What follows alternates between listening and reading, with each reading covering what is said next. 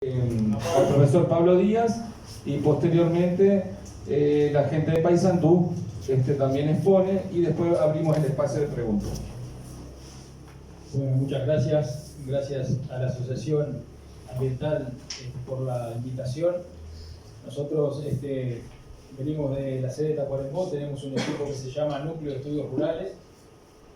Estamos preocupados un poco por la situación, como llevaba Rodolfo en alguna de los mapas, digamos, de lo que está pasando, digamos, con nuestros recursos naturales y también con los productores familiares, con los pescadores artesanales.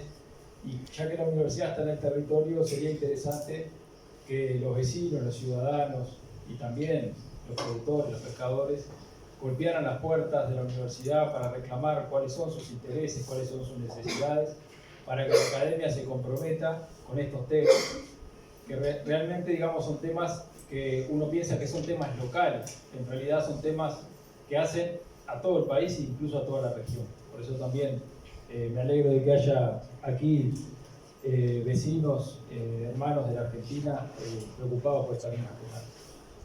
Bueno, yo soy educador, entonces lo que voy a plantear es lo que voy haciendo, digamos, desde Tacuarembó, desde donde estoy, digamos, tanto como profesor, como consumidor, como padre de familia, como ciudadano, como activista. Es decir, uno en esto de la agroecología empieza incluso a cuestionar su propia forma de vida, ¿verdad? Entonces es muy difícil separar en compartimentos estancos, digamos, lo que piensa con lo que come, ¿no? Entonces, y también cómo uno se siente, ¿verdad?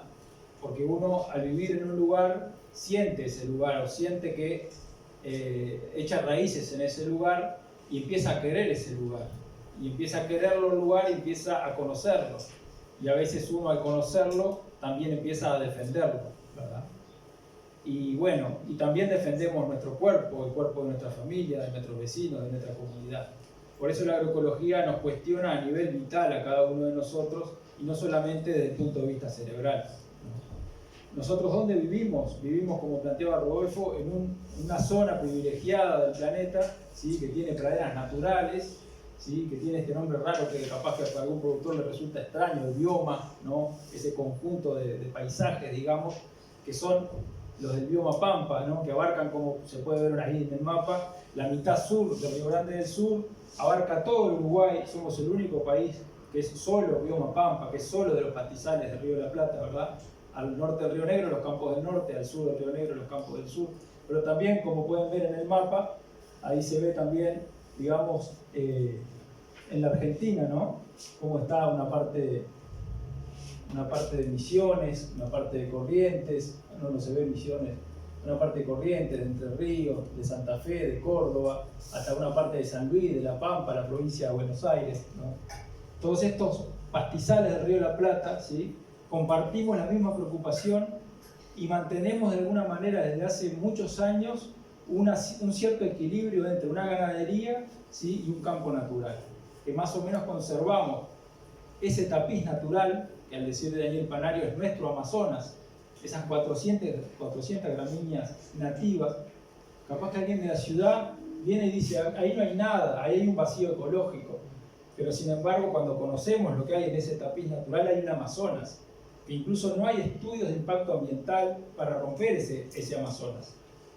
No hay, y hace desde el año 2009 que hay una mesa de campo natural que viene planteando esa temática. Bueno, ¿cuándo vamos a regular la destrucción del campo natural?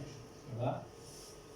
Y bueno, nosotros vivimos en este lugar, ¿sí? Y en este lugar, como tiene tanta riqueza, como tiene tanto suelo fértil, como tiene tanta agua dulce, es un lugar que está en disputa. Cuando hay mucha riqueza, varios se quieren quedar con esa riqueza.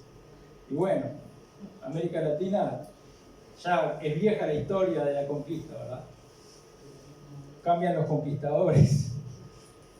Por eso, aquí está una foto que Rodolfo consiguió, digamos, de Camacuá, una zona que conocimos, donde muchos ganaderos familiares se preocuparon, por ejemplo, por el campo natural, pero también por vender la carne de ese campo natural con un sello de origen. Una experiencia muy linda y muy interesante para conocer, que ahora está un poco complicada con el nuevo gobierno en Brasil.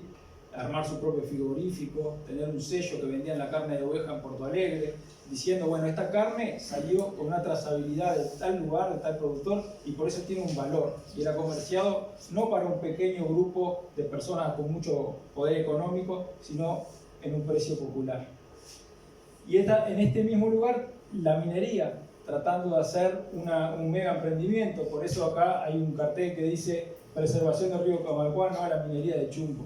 Bueno, esto es el modelo extractivista, es decir, cómo este bioma, cómo las pampas, cómo los campos naturales del Río de la Plata vienen siendo disputados justamente por un modelo que nosotros podemos considerar que es el modelo del extractivismo. Y bueno, ¿qué es esto del extractivismo? Antes se hablaba de que la minería y la explotación de petróleo era el extractivismo.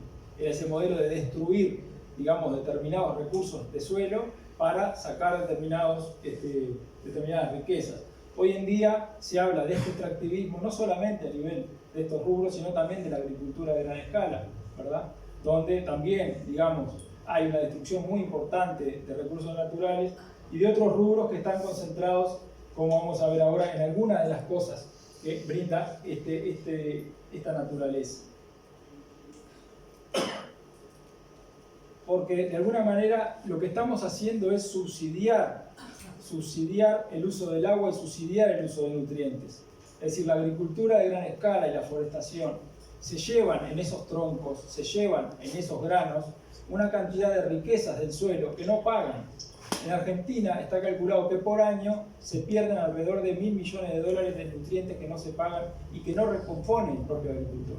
Es decir, le deja un déficit ecológico al país, ¿sí?, que ese empresario no va a cubrir.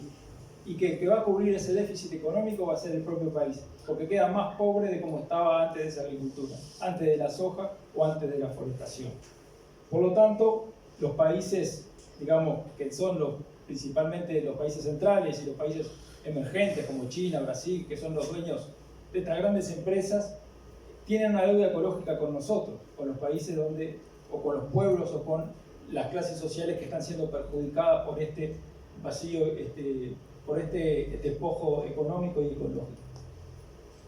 Entonces, hoy en día no solo dependemos de que vengan para convertir a la naturaleza en un rédito económico, en el lucro, que cualquier empresario busca eso, ¿verdad?, aumentar sus ganancias, sino que además tenemos la conquista del capital financiero, es decir, todo lo que sea commodity, lo que sea grano, lo que sea celulosa, lo que sea leche en polvo, está pensado como especulación, ¿sí? Por eso el capitalismo financiero es tan importante, porque compran las cosechas de aquí a unos años, porque saben que va a valer determinado producto de bien de consumo a nivel mundial tanta plata dentro de tantos años, entonces viene un fondo de inversión o viene, por ejemplo, una empresa corredora de seguros o un fondo de jubilados de Nueva York, invierte en comprar tierras, en plantar eucaliptus, invierte con la ley de riego en embalses de agua, como está pasando ya con 3 proyectos que vienen atrás del agua, ¿verdad? Entonces, este extractivismo, ¿sí?, esta destrucción de estos recursos naturales, nos hacen depender cada vez más de otra lógica que no es nuestra preocupación por comer sano o por la preocupación del productor de vivir tranquilo y morir adentro del predio donde se crió, donde crió a sus hijos, donde su abuelo vivió, donde su padre vivió, donde tiene sus raíces. Es otra preocupación que poco tiene que ver con esa vida, con esos valores de arraigo a la tierra. Entonces esa contradicción es la que tenemos hoy en día en nuestras sociedades, no solamente en Uruguay, porque tenemos esto que es la exportación de estas materias primas o de los productos semi-elaborados que son el consenso de los commodities. Chile se dedica al cobre, Argentina se dedica a los granos, nosotros a la celulosa y así, ¿verdad? Nos vamos, digamos, perfilando como sociedades dependientes de estos commodities. Entonces, según el precio del commodity, lo que va a pasar con nuestras sociedades, según si suben o bajan las retenciones del otro lado del río Uruguay, es que aumenta o disminuya la soja acá. Según si se hace la planta UPM2 en Paso de los Toros, es que va a crecer la forestación en Tacuarembó y Cerro Largo, ¿verdad? Entonces, ahí es donde están nuestras preocupaciones. Y preguntamos, ¿esto es solo responsabilidad de los gobiernos? ¿Es solo responsabilidad de las instituciones técnicas que asesoran y que estudian? ¿O es solo preocupación de la ciudadanía o es una preocupación de todos? Bueno, desde nuestro lugar tendría que ser una preocupación de todos, porque esto del agronegocio y el hidronegocio nos compete a todos como soberanos. Por eso, de alguna manera, cuando se intentó la implantación de la megaminería a cielo abierto en Cerro Chato y Valentines, en la Cuchilla Grande, ¿sí?, que afectaba una superficie de 30.000 hectáreas, los productores de esa zona se movilizaron. Y a nuestro entender ahí empezó el movimiento ambientalista en Uruguay. Porque antes de esas fechas las ONG u otros ambientalistas no tenían, digamos, visibilidad, no tenían una presencia, digamos, a nivel público para plantear sus demandas. Y esto que surgió fue también una forma, digamos, de decir no, vamos a parar con este modelo y a pensar alternativas. Entonces, también el ambientalismo se ha especializado mucho en decir no, ¿verdad? Pero ¿a qué le decimos sí? Por eso está bueno esta discusión de la agroecología. O sea, perfecto, yo estuve en Cerro Padilla solidarizándome con el no al fracking en Paysandú, ¿verdad? Estuve en Fraivento, o sea, yo también digo no, pero ¿a qué le digo sí? ¿Qué consumo yo? ¿A qué estoy consumiendo? ¿Verdad? ¿Para qué trabajo y para qué consumo, digamos, estoy viviendo, estoy trabajando? Entonces, ¿a qué le decimos sí? Entonces, yo le digo no a UPM2, ¿no? En mi caso personal, yo le digo no a UPM2, ¿verdad? Pero ¿a qué le digo sí? Conozco el agua, conozco el Río Negro, ¿sí? Perfecto, bueno, sabemos que la ganadería familiar va a ser afectada por UPM2. En el contrato dicen que de 60 a 80.000 hectáreas. Nosotros hicimos una regla de 3 sencilla con los informes de la propia consultora de UPM2 y nos dan 200.000 hectáreas dentro de 10 años para llegar a abastecer las dos plantas, ¿sí? Pero bueno, sean 80 o sean 200, sabemos que van a haber cantidad de pequeños productores que no van a poder seguir pagando los arrendamientos, que no van a poder competir con $160 la hectárea como está pagando el eucalipto en Tacuarembó, una hectárea de tierra al año, con alquileres de 20 años. Entonces sabemos que a nivel de campo ese entramado social se va a seguir perdiendo por la forestación, por el avance masivo de los eucaliptos para celulosa. Y también a nivel del agua, digamos, también sabemos que puede ser afectado, ¿sí? Nosotros tenemos una riqueza muy grande, ¿sí?, que es el Río Negro, ¿sí?, que tiene, como ustedes saben, 3 embalses, ¿no?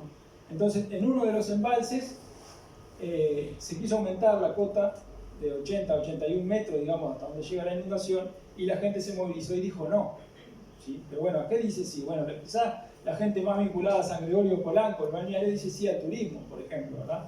Bueno, pero nosotros vemos que San Gregorio de Polanco es una de las localidades, ¿sí?, que está por acá, pero esto también afecta, digamos, a Mercedes, ¿sí?, que es otra de las poblaciones, a Paso de los Toros, ¿sí?, y a toda la cuenca del Río Negro, que como ven comprende varios de los departamentos del país. Pero bueno, ¿qué pasa concretamente en ese embalse? ¿Sí? Esto es una foto del estudio de impacto ambiental de UPM. En este embalse del Rincón del Bonete, que son alrededor de 110.000 hectáreas, ¿sí?, que es donde va, digamos, donde se peleó por que no aumente la cota. Acá se prevé que se reserve el agua para que la planta que va a estar instalada cerca del Paso de los Toros, en el embalse de Baigorria, pueda utilizar esta agua para desparramar sus efluentes hacia el río Uruguay, Río Negro hacia abajo, ¿verdad? Bueno, esta zona, dentro de todo, digamos, se mantiene un poco menos contaminada que, por ser un embalse grande, digamos, que estos otros embalses. Al menos los estudios a nivel de fósforo, de nitrógeno, dan una mayor concentración, digamos, aguas abajo, sobre todo en el Palmar, porque no olviden que acá tenemos costas, digamos, que son muy cercanas a lo que es el corazón agrícola del Uruguay, ¿verdad? Pero bueno, en este embalse, digamos, hace unos años también se estudió, digamos, dónde están las zonas de biodiversidad. Se mapeó con la DINARA, con la Dirección de Recursos Acuáticos, la zona de reproducción de las principales especies comerciales, la tararira, el bagre, ¿sí? Y bueno, y se encontró, digamos, una asociación muy importante conociendo el embalse con los pescadores, ¿sí? Porque sin los pescadores que recorren estas 110.000 hectáreas con sus embarcaciones, la DINARA y los técnicos no iban a conocer el río. Y ahí podemos ver, digamos, una cantidad de islas. Esta foto la sacamos hace menos de un mes, digamos, en una de las islas del Rincón del Bonete, donde hay una diversidad importante de aves. Pero también, digamos, unas playas ¿sí? Que ahí están nuestros gurises, disfrutando, que todavía conservan, digamos, un paisaje muy, muy lindo, ¿no? La pesca artesanal, ¿sí? Que son 53 familias registradas en la Dinara, en ese embalse, que viven de todo el año, digamos, de la pesca, y que, bueno, al subir o al bajar el embalse del Rincón del Bonete, pueden verse perjudicadas. Entonces, le decimos no. Estos pescadores se movilizaron en enero también por decirle no a la cuota 81, que se supone que es para UPM. Pero ¿a qué le dicen sí estos pescadores? ¿Y qué tiene que ver con la agroecología? ¿Qué alternativa es al extractivismo? Bueno, por un lado, ellos se dieron cuenta que si no hacían una veda en el mes del 15 de octubre al 15 de noviembre, la reproducción de la tararira no iba a continuar. Entonces ya empezaron a tomar esta medida hace años, ¿sí? Y nosotros desde la universidad y desde otros colectivos y organizaciones sociales hemos apoyado que puedan parar en esa veda, que durante un mes no pesquen para que la tararira se reproduzca. Y otra de las alternativas, un pescador de acá de Paysandú que conocía este corte, que lo aprendió en Argentina, que es un despinado de tararira, ¿sí? Pueda enseñarles a los pescadores a darle más valor agregado. Es decir, de un filet que se lo están pagando 52 pesos en San Gregorio Polanco para mandarlo a Brasil, ¿sí? Se pasa a vender una carne, digamos, de 200, 250 pesos despinada, o sea, absolutamente sin espina, ¿sí? También se hace en la boga, acá en el río Uruguay, es despinado. Entonces, cuando pensamos en agroecología, ¿no? Rodolfo quería romper un esquema con respecto a que pensemos también en el campo natural, pensemos también en el ganadero familiar, que nos pueda abastecer de carne natural cuando el día de mañana podamos decir, bueno, queremos comer carne natural también nosotros los uruguayos, ¿no?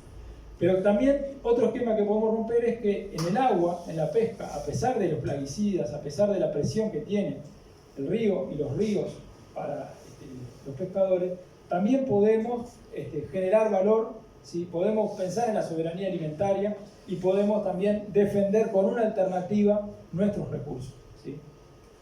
Entonces, para esto, ¿cuál es la experiencia que yo como educador he tenido? No ha sido posible si los pescadores no se hubiesen organizado para tener una alternativa. Son 53 familias, ustedes me pueden decir, bueno, es poco, pero seguramente el hijo del albañil que va a trabajar en UPM o el hijo del herrero que va a trabajar soldando en UPM, también va a estar interesado en comer carne sana, ¿sí? Y en comer carne de pescado y saber de dónde viene ese pescado. No solo que no tenga espina, sino que también pueda comer carne fresca de pescado, ¿sí? Y no decir, bueno, no, el río está contaminado, entonces ya no compro más carne de pescado del río, que revienta el río, vamos a seguir reventándolo, ¿sí?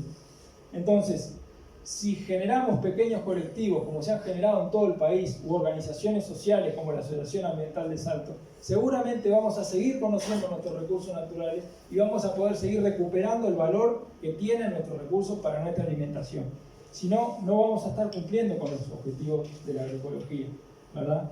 Porque estos colectivos pueden compartir y fabricar sus insumos orgánicos, ¿no? El bostol, el insecticida en base a la semilla de paraíso para las huertas, ¿sí? Pueden comprar una chipeadora para poder abastecer, digamos, de nutrientes a los canteros, ¿sí? Pueden generar no solamente una organización a nivel de la producción, sino también de defensa del lugar, ¿sí? Porque solos seguramente no vamos a poder revertir este deterioro que el extractivismo está generando. Porque la agroecología debería ser para todas las edades, pero no podemos ser inocentes con la agroecología. En el fondo es una cuestión de poder, es una disputa por el territorio, es una disputa por defender los bienes naturales y la alimentación sana, y otro estilo de vida, digamos, mucho más sano. Defender también el consumo de agua. ¿Cuántas escuelas, por ejemplo, consumen agua de muy baja calidad? Y nosotros muchas veces como padres o como vecinos no estamos incidiendo en el consumo del agua